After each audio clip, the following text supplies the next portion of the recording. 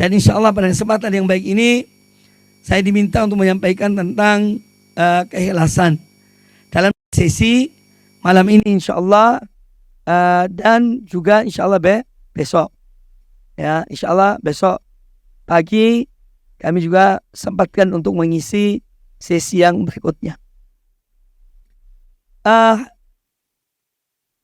Apabila kita melihat ya keadaan kita sekarang ini dalam suasana seperti ini, ya kemudian kita bayangkan bagaimana perjuangan mereka dahulu, ya para sahabat Rasulullah SAW yang mengalami masa yang panas dan dingin dalam memperjuangkan agama Allah dan berbagai kekurangan yang mereka hadapi.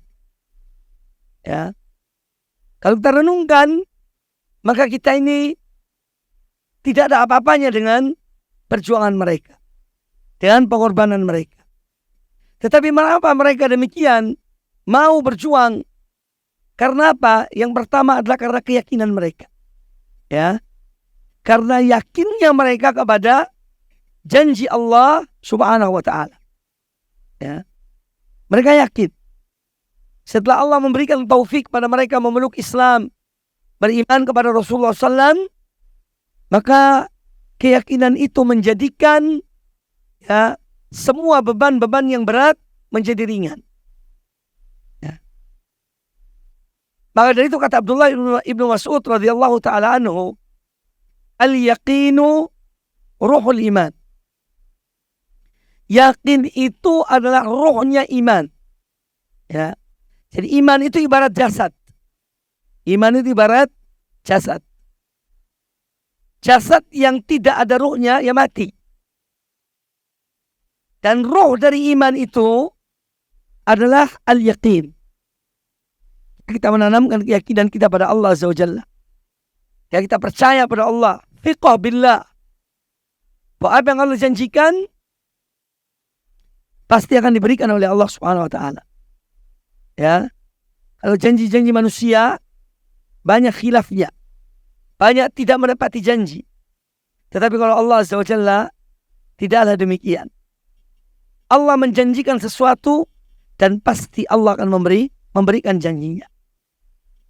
Kemudian yang kedua yang mendorong mereka sehingga mereka begitu kuatnya iman mereka dalam memperjuangkan agama Allah dalam setiap kondisi adalah keikhlasan mereka kepada Allah Subhanahu wa Ta'ala. Ya, maka dua hal ini harus ya dan sangat penting dalam kehidupan kita. Yakin dan ikhlas. Karena seorang yang yakin akan membuahkan keikhlasan. Membuahkan keikhlasan. Dan keikhlasan itu akan meringankan beban yang berat. Ya. Sebaliknya, ketidakikhlasan itu akan memberatkan sesuatu yang ringan. Seorang disuruh, misalnya kita punya anak, ya, nak tolong nak, angkat gelas ini bawa ke belakang. Hanya angkat gelas. Kalau dia tidak ikhlas, dia akan mengatakan, asal saya terus yang disuruh sih, yang lain kan ada. Jadi mengangkat gelas yang ringan itu menjadi berat baginya karena tidak ikhlas. Tapi kalau dia itu ikhlas, maka itu sangat ringan. Ya. Jadi keikhlasan itu meringankan sesuatu yang berat dan memberatkan sesuatu yang ringan. Kalau tidak ikhlas, ya ketidakikhlasan memberatkan sesuatu yang ringan. Dan keikhlasan itu meringan sesuatu yang berat. Ya. Makanya kita melihat contoh keikhlasan para sahabat ketika mereka berhijrah, meninggalkan negeri mereka, tanah kecintaan mereka, yaitu kota Mekah, meninggalkan harta mereka, sanak famili mereka, ya, dalam rangka keikhlasan kepada Allah Subhanahu wa Ta'ala. Dan ini hadis yang pertama yang dibawa oleh Al-Imam An-Nawawi rahimahullah dalam kitabnya Riyadhus Shalihin. Ya. Innamal a'malu binniyat. Ini qala Rasulullah SAW, innamal a'mal binniyat. Sesungguhnya amal-amal itu harus berdasarkan pada niat, keikhlasan. Wa innama likulli imri'in ma nawa. Dan bahwasanya balasan bagi setiap orang adalah apa yang dia niatkan. Manawa. Faman kanat hijratuhu ila Allah wa rasulihi, maka barang siapa yang hijrahnya kepada Allah dan kepada Rasulnya, fa hijratu ila Allah wa rasulihi, maka hijrahnya kepada Allah dan kepada Rasulnya. Wa man kanat hijratu ila dunya yusibuha, barang siapa yang hijrahnya karena untuk mendapatkan dunia, ya, untuk meraih dunia, au imra'atin yankihuha, atau wanita yang ingin dinikahinya, fa hijratuhu ila ma hajara ilaihi, maka dia mendapatkan balasan dari hijrahnya sesuai dengan niatnya. Jadi ikhwani fillah rahimani wa rahimakumullah, ya, suatu pekerjaan, suatu amal, suatu ibadah, ya, yang dinilai oleh Allah Subhanahu wa taala kali adalah keikhlasan seseorang. Ya. Keikhlasan seseorang dalam beramal. Saya akan menguraikan masalah ini, yaitu tentang hakikat atau manzilah keikhlasan itu dalam agama Allah Subhanahu wa taala. Ya, tadi itu muqaddimah bahwa al-ikhlas, keikhlasan pada Allah Subhanahu wa taala, kata para ulama, ini merupakan usuluddin atau a'zamu usuluddin wa imaduhu. Ya. Landasan, dasar, ya, dari agama Allah ini yang terbesar adalah keikhlasan. Ini adalah landasan yang terbesar. Itu ikhlas pada Allah Subhanahu wa ta'ala. Ya. Oleh karena itu, Allah mengutus para rasul, menurunkan kitab-kitabnya. Semua ini dalam rangka menegakkan keikhlasan kepada Allah Subhanahu wa ta'ala. Itu ibadah yang murni kepada Allah Azza wa Jalla. Untuk beribadah, ibadah yang diterima yaitu yang diikhlaskan kepada Allah Azza wa Jalla, yang sesuai dengan tuntunan Nabi SAW. Dan Nabi pun seorang yang paling ikhlas, ya, dalam beribadah pada Allah Subhanahu wa ta'ala. Jadi keikhlasan adalah a'zamu usuluddin, adalah merupakan landasan, prinsip dasar yang paling mendasar dari agama Allah Subhanahu wa ta'ala. Ini harus kita selalu camkan dalam benak kita, ya, dimanapun kita berada. Ketika kita berjuang, ketika kita membantu, ketika kita menolong seseorang, saudara kita sama muslim, maka harus betul-betul kita niatkan, ya, dan keikhlasan menjadi pokok pandangan kita, ya, yang mendasari apa yang kita kerjakan. Kemudian keikhlasan ini adalah yang mewarnai jiwa seseorang. Kalau betul-betul dia ikhlas itu, dan dia membuahkan sesuatu. Apa buah dari keikhlasan? Buah dari keikhlasan itu adalah tuma'ninatul qalb, rohatun nafs, ya, tenangnya hati, tenangnya jiwa. Ketika seorang itu ikhlas pada Allah Subhanahu wa ta'ala, dia akan mendapatkan ketenangan yang luar biasa, ya, yang melebihi semua jenis ketenangan. Ketika dia mengikhlaskan amalnya hanya kepada Allah Subhanahu wa ta'ala. Itu buah di dunia, ya, belum di akhirat. Dan kebahagiaan yang tertinggi dalam kehidupan seorang hamba di muka bumi ini adalah ketenangan. Tenang hidupnya. bukan harta, bukan jabatan, bukan kedudukan, dan seterusnya, tidak. Tapi kebahagiaan, seorang mencapai puncak kebahagiaan tatkala dia mendapatkan ketenangan dalam dirinya. Apalagi dalam hal ini yang menyebabkan dia itu tenang adalah karena keikhlasannya kepada Allah Subhanahu wa Ta'ala. Ya. Maka apapun yang dilakukan menjadi ringan, ya, menjadi kebahagiaan baginya. Ikhwani fillah rahimani wa rahimakumullah.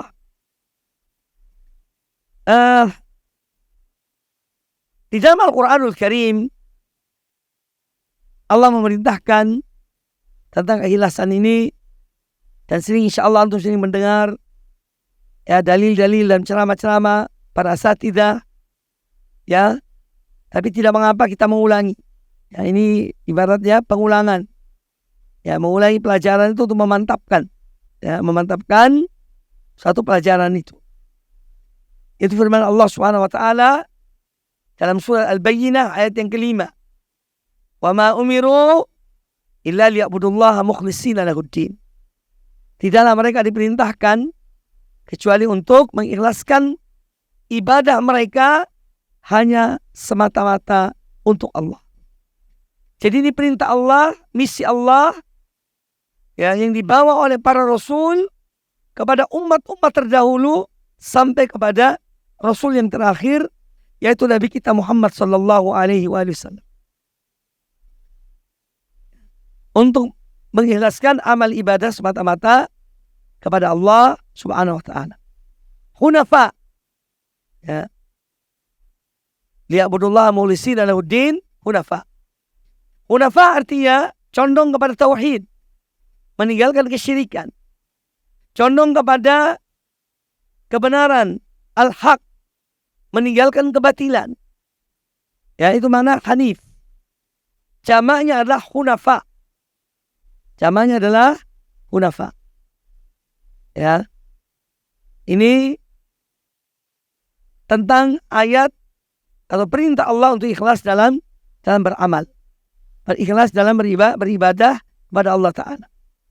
Wa yuqimus salata wa yutuz zakah wa dzalika dinul qayyimah. Dan mereka tidak diperintahkan kecuali untuk menegakkan sholat dan menunaikan zakat. Itulah ajaran agama yang benar. Maka kita melihat dari ayat ini ada 3 poin yang menunjukkan satu agama itu benar. Yang pertama adalah perintah dan ajaran agama itu mengikhlaskan ibadah hanya untuk Allah Subhanahu wa Ta'ala. Maka semua ajaran, semua tuntunan, semua doktrin yang tidak mengarah kepada keikhlasan pada Allah Ta'ala berarti itu adalah sebuah penyimpangan yang sangat mendasar. Jadi yang pertama adalah, jadi ayat tadi itu, ya, yang menunjukkan kriteria itu benar. Yang pertama adalah mengajarkan manusia kepada keikhlasan. Kemudian yang kedua adalah menegakkan sholat. Yang ini mewakili hablum minallah. Jadi menunjukkan agama itu benar kalau dia mengajarkan seorang hamba selalu berhubungan dengan Allah Subhanahu wa Ta'ala. Ya. Ada ikatan tersendiri antara seorang hamba dengan Allah Azza wa Jalla. Ini dicontohkan dalam masalah sholat. Sholat itu hubungan antara kita dengan Allah Subhanahu wa Ta'ala. Tempatnya curhat itu di waktu sholat. Jangan curhat pada manusia, tidak ada gunanya. Ya. Manusia itu miskin, walaupun dia kaya. Tapi Allah Ta'ala zat yang maha kaya. Ya. Kata Allah Azza wa Jalla, ya ayuhan nas, wahai sekalian manusia, antumul fuqara'u ilallah, wallahu wal ghaniyul hamid. Kalian yang fakir, kalian yang miskin, yang membutuhkan Allah.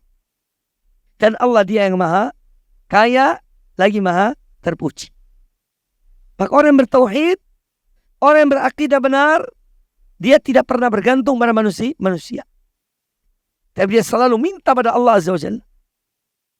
Ya. Mohon pada Allah Subhanahu wa ta'ala. Ini hakikat tauhid. Ya. Kita merasa kita ini miskin. Dan kebutuhan jiwa ini kepada Allah Azza wa Jalla, atau kefakiran manusia kepada Allah Ta'ala, itu tidak hanya dalam hal materi. Keliru kalau seorang itu berdoa minta pada Allah, yang dia fokuskan pada hal-hal materi. Ya. Walaupun itu boleh. Kita minta rezeki pada Allah Ta'ala. Ya. Minta kebaikan. Minta rumah, minta mobil, dan yang lainnya. Bahkan kita disuruh oleh Allah Ta'ala, pakaian pun minta pada Allah Ta'ala. Ya. Wahai hamba-hambaku, kata Allah Ta'ala, sungguhnya kalian itu pada awalnya adalah lahir keadaan tidak berpakaian. Lalu aku yang memberikan kalian pakaian. Maka mintalah pakaian pada aku. Kanan pun begitu. Wahai hamba-hambaku, kalian dulu pada setiap orang di antara kalian adalah lapar. Aku yang memberi makan pada kalian. Maka mintalah makanan pada aku. Itu betul. Allah mengatakan demikian. Ya. Tapi kalau seorang memfokuskan taatnya pada Allah, ya, kefakirannya hanya pada hal-hal materi, ya ini tentu lain dengan orang yang mohon pada Allah Ta'ala, ya Allah, ya, anugerahkanlah kepada aku kerinduan pada Engkau, ya Allah. Anugerahkanlah kepada aku, ya Allah, pertemuan denganmu. Ya, kan beda. Minta pakaian dan makanan, dan meminta kerinduan pada Allah. Dan itu pun doa diajarkan oleh Rasulullah Sallallahu Alaihi Wasallam. Ya. Doa di saat seorang duduk tasyahud akhir sebelum salam. Ya. Wa as'aluka asyauqa ila liqa'ika. Ya Allah, dan aku mohon pada Engkau agar aku dirindu untuk bertemu dengan Engkau. Aku mohon pada Engkau, ya Allah, wa as'aluka an-nadhar ila wajhika, agar aku melihat wajahmu, ya Allah. Ini kualitasnya beda. Makanya seorang mukmin harus selalu berupaya itu meningkatkan imannya. Jadi antumul fuqara, wahai hamba-hamba, wahai manusia, kalian itu pada hakikatnya adalah fakir pada Allah Ta'ala. Fakir dalam segala hal. Fakir dalam hal materi, iya. Makan dan minum, pakaian dan lain sebagainya. Dan lebih dari itu adalah kita ini fakir pada Allah Ta'ala. Kita butuh dari Allah Ta'ala, yaitu agar kita diberikan taufik untuk selalu beribadah pada Allah Azza wa Jalla. Kebutuhan kita untuk beribadah pada Allah Ta'ala lebih daripada kebutuhan kita untuk meminta makanan dan minum pada Allah Subhanahu wa Ta'ala. Ya. Ini semua kembali kepada derajat-derajat keimanan. Makanya seorang yang cinta kepada selain Allah atau bukan karena Allah, itu suatu saat dia akan mengusui yang dicintainya. Mungkin dia akan melaknat yang dicintainya. Karena dia cinta bukan karena Allah. Ya. Nah, inilah di antara makna sabda Nabi SAW. Ad-dunya mal'unun wa mal'unatun wa mal'unun ma fiha. Illa zikrullah wa mawala. Dunia ini mal'un. Ya, mal'unah. Demikian pula yang ada di dunia ini mal'un. Terlaknat.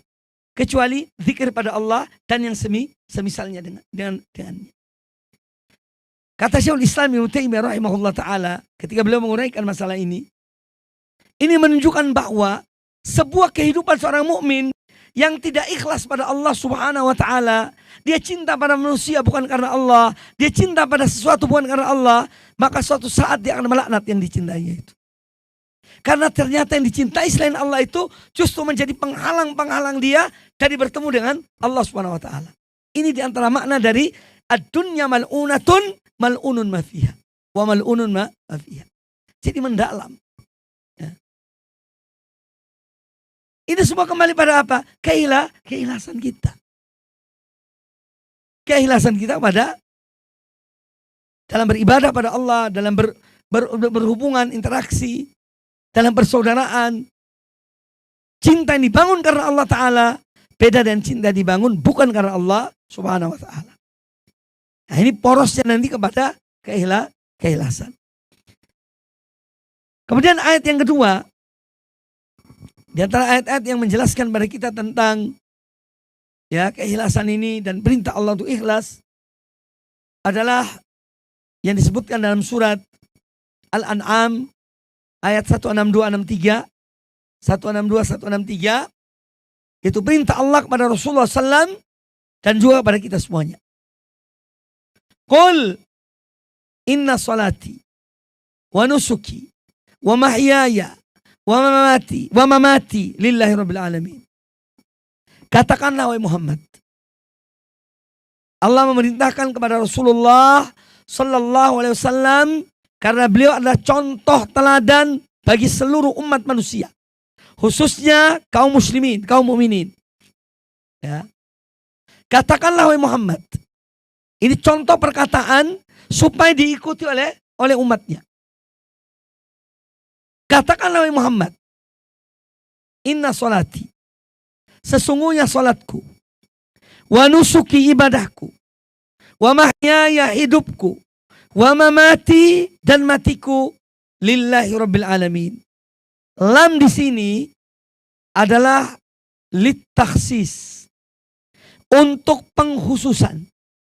Sesungguhnya hidupku, sesungguhnya salatku, ibadahku, hidupku, matiku hanya untuk Allah Rabbul Alamin.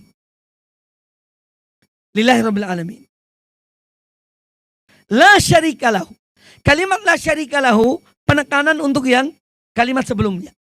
Bahwa aku, salatku, ibadahku, hidupku dan matiku hanya untuk Allah Rabbul Alamin. Yang mana Allah Rabbul Alamin ini tiada sekutu baginya. Ini kalimat penekanan kalimat yang sebelumnya. Wa bidzalika umirtu. Dan itulah yang aku diperintahkan oleh Allah. Wa ana awwalul muslimin. Dan aku orang pertama yang tunduk patuh kepada Allah. Jadi dari umat ini orang pertama yang taat pada Allah Ta'ala, tunduk patuh pada Allah Ta'ala adalah Rasulullah Sallallahu Alaihi Wasallam.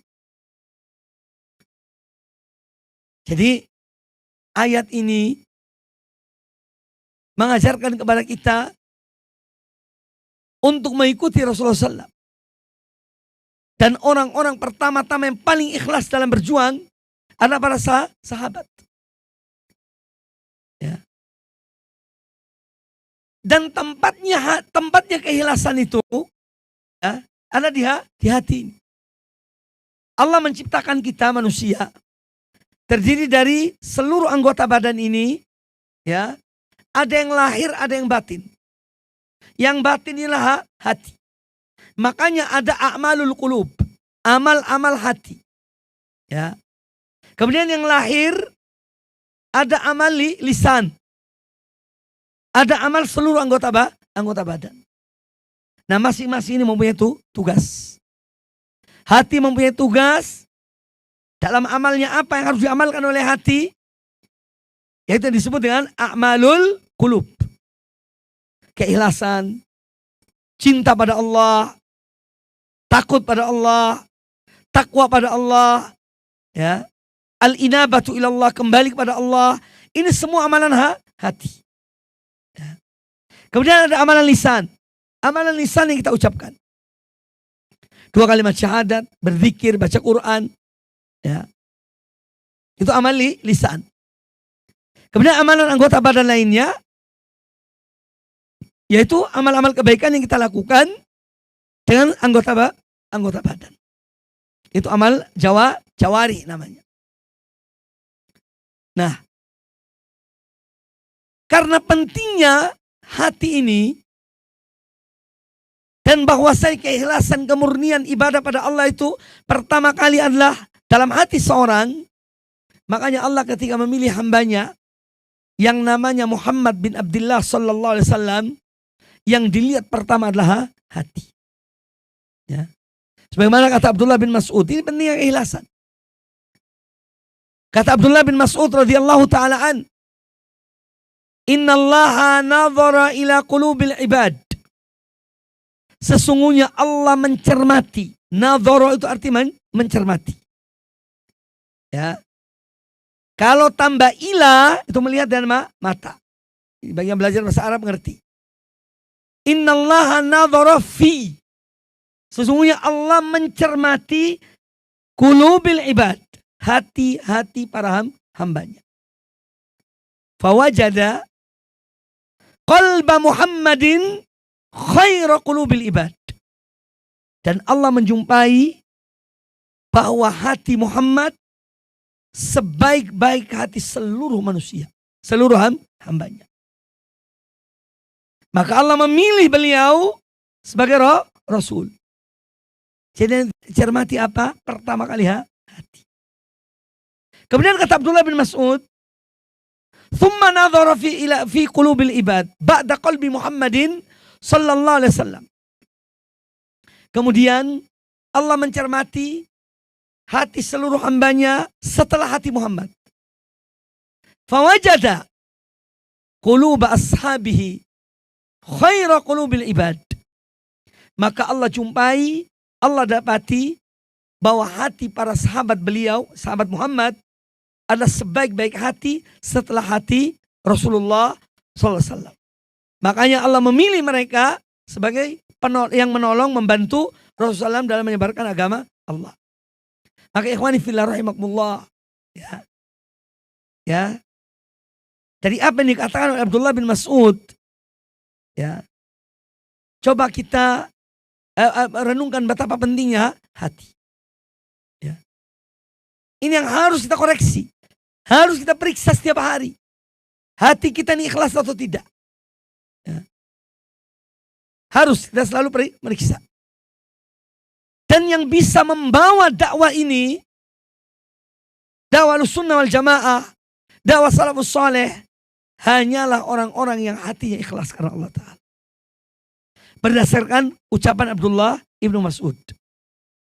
Sampai kapanpun yang mampu membawa mengemban dakwah ini, menyuruh manusia kepada Allah dan Rasulnya sesuai dengan pemahaman para salafus saleh, hanyalah orang-orang yang betul-betul mukhlis lillahi subhanahu wa ta'ala.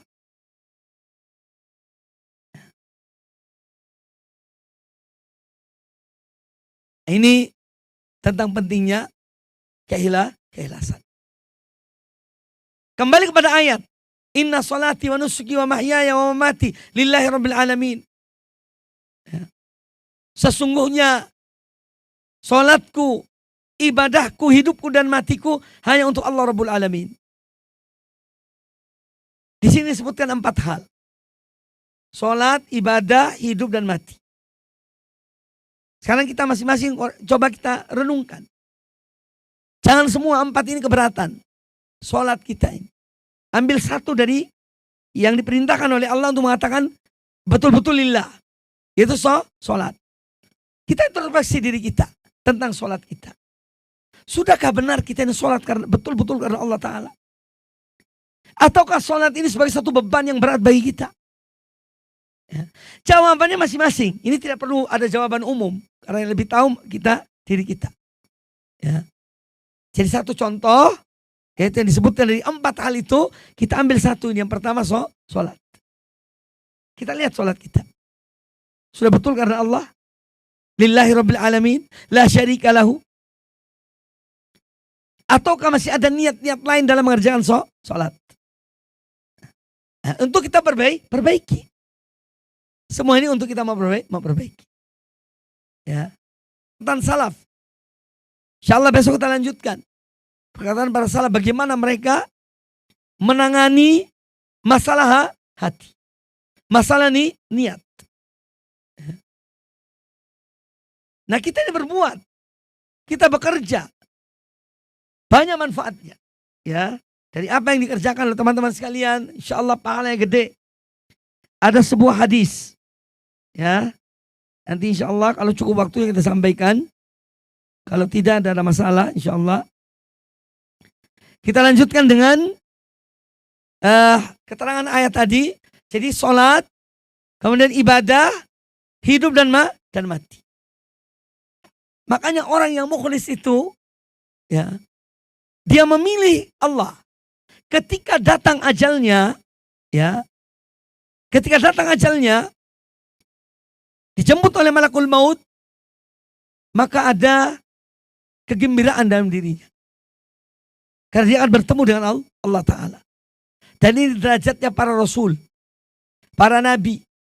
An-Nabi alaihissalam, ketika malakul maut datang kepada beliau, memberikan tawaran kepada beliau.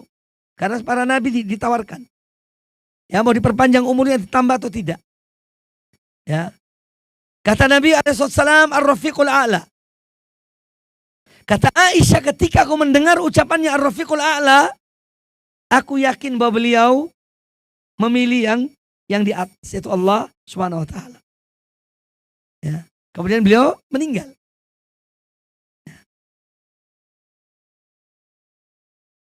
Nah, ini karena keikhlasan. Karena kerinduan seorang hamba kepada Allah Subhanahu wa Ta'ala. Maka dia memilih mati. Ya. Ingin bertemu dengan kekasihnya, itu Allah Subhanahu wa Ta'ala. Ya. Yang ditinggalkan sedih. Tapi terkadang bahkan tidak sedikit di antara aulia Allah, wali-wali Allah yang mereka dipanggil oleh Allah, lebih senang bagi mereka daripada hidup di dunia ini. Ma'asyiral muslimin, ikhwani fillah, rahimakumullah. Apa sih ikhlas itu? Kita telah mengetahui dalilnya. Kemudian juga bagaimana penting dan kedudukan ikhlas. Kemudian apa sih keikhlasan itu? Ya, saya membawakan beberapa perkataan para ulama tentang keikhlasan itu. Ya, 2 atau 3 makna. Antara yang disebutkan oleh Imam Ibnu Qayyim rahimahullah ta'ala, bahwa al-ikhlas, keikhlasan itu adalah ifradul haqqi subhanahu bil qasdi fit ta'ah. Ifradul haq, al-haq ini arti Allah. Jadi mengesahkan Allah, ya, Subhanahu wa Ta'ala, dalam bil qasdi, dalam semua tujuannya dalam beribadah hanya kepada Allah. Tidak ada yang lainnya. Makanya orang yang betul-betul ikhlas pada Allah Ta'ala dalam ibadahnya, dia bisa mencapai derajat al-ihsan. Karena al-ihsan derajat paling tinggi. Ya. Pertama al-Islam. Yang kedua al-iman. Yang paling tinggi adalah al-ihsan. Apa sih ihsan itu? Anta'budallaha ka'annaka tarahu. Kamu beribadah menyembah Allah seakan-akan kamu melihat Allah. Lah orang kalau dia beribadah melihat seakan-akan dia melihat Allah, dia tidak pandang lagi manusia. Siapapun di sampingnya, di depannya, di belakangnya, dia tidak mau tahu. Karena dia hanya memandang pada Allah Subhanahu wa Ta'ala. Ini derajat yang paling tinggi dalam ibadah. Ya. Yaitu al-ihsan. Kalaupun dia tidak melihat Allah, disebutkan dalam hadis itu, fa in lam yakun takun tarah, fa innahu yarak. Kalaupun dia tidak melihat, engkau tidak melihat Allah, maka engkau yakin Allah akan melihatmu. Bahwa Allah melihatmu. Jadi al-ihsan, derajat paling tinggi dalam ibadah kepada Allah Ta'ala ini, memiliki 2 tingkatan. Tingkatan pertama dan ini yang paling tinggi adalah darajatul musyahadah. Seakan-akan seorang ketika dia beribadah, dia melihat Allah Ta'ala. Ini paling tinggi. Dan yang lebih dari itu. Itu al-ihsan. Yang kedua di bawahnya adalah al-muraqabah. Ya. Jadi pertama itu musyahadah. Ketika dia beribadah pada Allah, seakan-akan dia melihat Allah. Ini derajat paling tinggi. Maka dia tidak menggubris siapapun. Ya. Pernah ada kisah para sahabat yang terbunuh, ditusuk dengan panah. Ketika akan dicabut, apa yang diminta oleh sahabat ini? Supaya apa? Dia sholat. Di saat dia sholat baru dicabut. Di saat dia konsentrasi. Jadi ada buktinya. Dalam dalam umat ini. Manusia-manusia yang mulia. Kemudian di bawah itu, derajat yang di bawahnya adalah al-muraqabah. Ya, gampangnya muraqabah itu ibaratnya apa ya? Kayak CCTV gitu loh. Seorang kalau berjalan satu tempat, di situ ditulis, awas, ini hati-hati, di sini ada CCTV. Dia akan berjalan dengan baik, tidak berani macam-macam. Jadi kalaupun engkau tidak melihat Allah, Allah melihatmu. Ini namanya muraqabah. Maka itu pun tetap dia mengawasi di dirinya. Dalam berbuat, dalam beramal. Karena ada yang memantaunya, itu Allah SWT. Lah yang anehnya, kita terkadang lebih takut CCTV daripada Allah SWT. Iya. Hati-hati loh, ada CCTV-nya. Ini beliau udah mendekat ini, tahu ini, paham. Ya. Karena sudah sering ceramah masalahnya.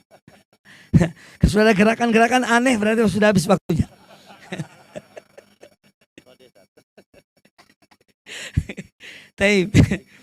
Jadi dua derajat dari al-ihsan. Ini derajat paling tinggi dalam ibadah pada Allah Subhanahu wa taala. Seakan-akan seorang melihat Allah, kalaupun dia tidak melihat Allah, maka Allah melihatnya. Nah, kalau seorang sudah mencapai demikian, maka dia akan selalu memperbaiki amal ibadahnya. Ya. Selalu memperbaiki hatinya. Yang ini merupakan sumber dari keikhlasan ini. Baik, ikhwani fillah rahimani wa rahimakumullah, karena memang ya sudah dikasih kode, kelihatan udah cukup waktunya. Ya, insya Allah mungkin ada pertanyaan. Ya, ada insya Allah. Saya mau datang untuk dakwah. Ya. Capek. Ya. Capek silaksaan. Iya. Ayo kita harus. Walhamdulillah. Ya, ini saya bersyukur pada Allah Azza wa Jalla. Dakwah ini satu nikmat dari Allah Ta'ala. Ya. Kita bahagia melihat teman kita dapat hidayah, dapat petunjuk. Ya. Karena dakwah itu mengajak, menyeru kepada agama Allah, tuntunan Allah dan Rasulnya Sallallahu Alaihi Wasallam. Maka seorang mukmin dia senang ketika melihat saudaranya ya mendapatkan kebaikan. Sebagaimana sabda Nabi SAW, la yu'minu ahadukum hatta yuhibba li akhi ma yuhibbu li nafsi. Tidak sempurna iman seorang di antara kalian sehingga dia mencintai satu kebaikan untuk saudaranya sebagaimana dia mencintai kebaikan itu untuk dirinya. Aku qouli hadza wallahu taala a'lam. Masya Allah, jazakumullah khairan Ustaz. Masya Allah, atas nasihat dan ilmunya, semakin malam semakin hangat dengan ilmunya Ustaz, maksud saya. Masya Allah. Baik, kita buka kesempatan buat para ikhwan dan relawan yang masih tetap semangat. Jangan kalah semangat dengan Ustadzuna Al-Fadil. Tafadhol kepada ikhwan yang ingin bertanya. Oh, dari depan, silakan. Bismillah. Kan ini tadi bertanya tentang tanda ajaran agama itu benar. Tadi Ustaz tadi sebutkan ada 3 ya. Jadi masih kurang 1 Ustaz. Saya tunggu catatannya kok belum keluar. Membuat kita tambah semangat. Ya. Masya Allah. Karena muridnya catat. Lain dan yang ngobrol kan beda kan. Ini tukang nyindir loh ini. Taib, betul tadi ada 3 disebutkan dalam ayat itu 3 tanda agama itu, ajaran itu benar. Yang pertama mengajarkan ya ini keikhlasan dalam beribadah kepada Allah Ta'ala. Kemudian mengajarkan al-hablu minallah dalam bentuk sholat ya. Kemudian hablu minan nas. Yang ketiga itu adalah hablu minan nas. Hubungan dengan manusia. Di antara dalam bentuk yaitu dengan zakat ya. Dan yang sejenis dengan zakat. Disebutkan di situ zakat. Ini seorang memberikan sebagian dari hartanya kepada saudara-saudaranya. Ya, kepada saudara-saudara. Ini dalam rangka hablu minan nas. Dan memang agama kita mengajarkan hablu minan nas. Dua hal ini banyak dalam Al-Quran dan hadis-hadis Nabi Sallallahu Alaihi Wasallam. Ya, dalam menjaga 2 hubungan ini. Yaitu hablu minallah dan hablu minan nas. Saya beri contoh 1. Sebetulnya banyak, tapi 1 saja. Ketika Nabi SAW akan meninggal, di saat akan meninggalkan dunia ini, 2 pesan beliau. Ya, apa kata beliau? As-salah wa ma malakat aimanukum. Yani wahai umatku, ingatlah sholat. Sholat. Ini apa ini? Hablum minallah. Kemudian yang kedua, wa ma malakat aimanukum. Dan budak-budak kalian. Ingat, budak-budak kalian. Beliau menyebutkan budak di sini sesuatu yang paling rendah. Ya. Untuk mengingatkan yang lebih dari yang paling rendah ini. Itu hikmahnya. Ini dalam ilmu balaghah Arab. Beliau menyebutkan yang rendah untuk lebih, apalagi yang di atasnya. Kalau budak harus berlakukan dengan baik, apalagi orang tuamu, apalagi gurumu, apalagi tetanggamu misalnya. Nah, jadi sebutan yang paling rendah ini untuk mengingatkan agar ya apalagi ya itu. Ini di antara hikmahnya. Wallahu a'lam.